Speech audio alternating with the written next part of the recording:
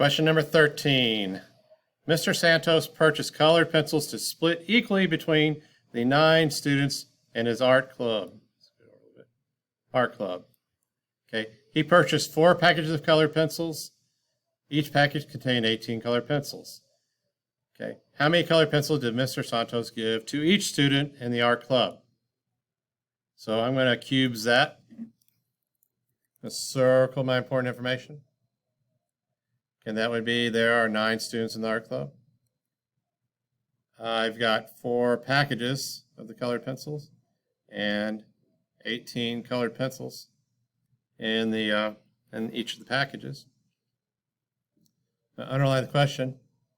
How many colored pencils did Mr. Santos give to each student in the art club? I'm going to box in some operational clues.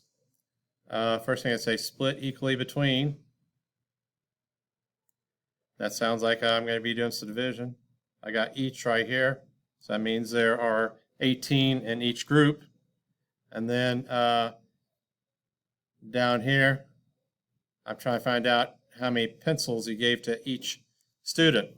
So I've got 3 numbers in this problem, so I'm pretty sure I'm going to have a couple steps to solve this problem.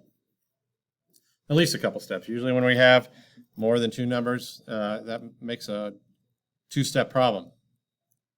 So I'm looking at it. I think the first thing I need to do is figure out how many pencils there are.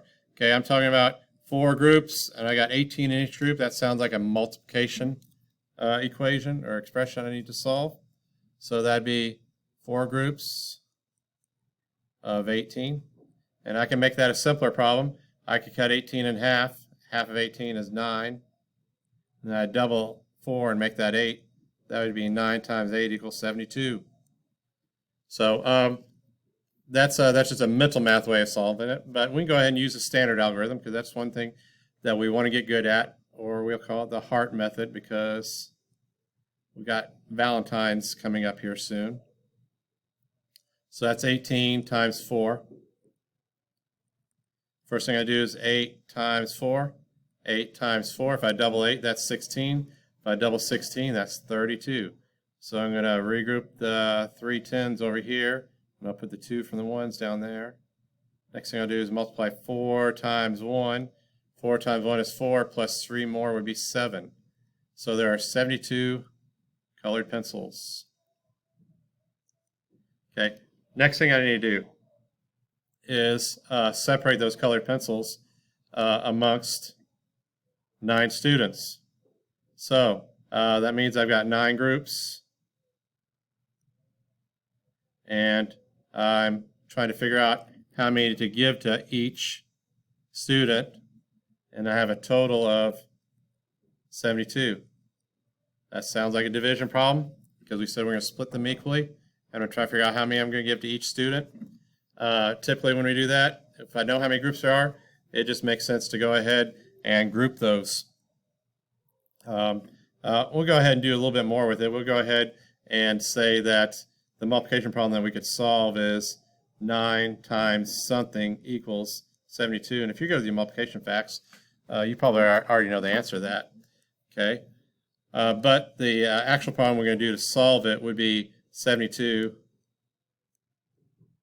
divided by 9, and that's going to equal what the factor is for the missing factor that we have right here. So we'll go ahead and just work this problem out. Since I know how many groups there are, I could draw the groups. That'd be 1, 2, 3, 4, 5, 6, 7, 8, and 9.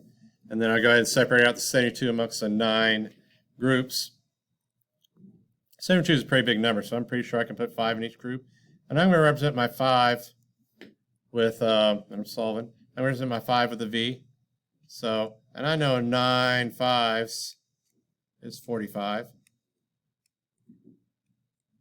That'd be 45. That'd be 46, 47, 48, 49, 50, 51, 52, 53, 54, 55, 56, 57, 58, 59, 60, 61, 62, 63, 64, 65, 66, 67, 68, 69, 70, 1, and 2, 72. So I separated out all those colored pencils, and I have a V and 3 I's. That represents 8. And I also know 9 times 8 is 72. So 72 divided by 9 would equal 8. So each student would get 8 pencils. And we'll prove that using the fingers. So my 8th finger, that's 5, 6, 7, 8, is 72. 72. So when I'm answering gridables like this, it's important that I use correct place value. And on this, we know that our first place value on the right is the ones place, tens place, and the hundreds place. And the ones place is just to the left of the decimal point right there. We don't talk about decimals a whole lot in 3rd grade, but when you get to 4th grade, that's going to be important to understand that where the decimal is on whole numbers. So that would be 8. Each student will get 8 pencils, and I just bubble in nice, dark, and neat the 8 right below there.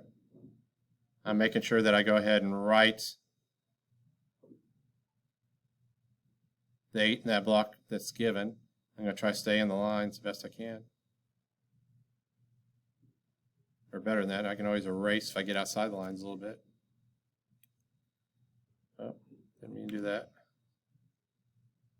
Got to erase a little bit here. A little bit outside the lines there. So that would be a good way to answer this question. You can put zeros over here. It's not required. And you can bubble in the zeros too if you want. But it's not mandatory. But if you do bubble them in dark and neat.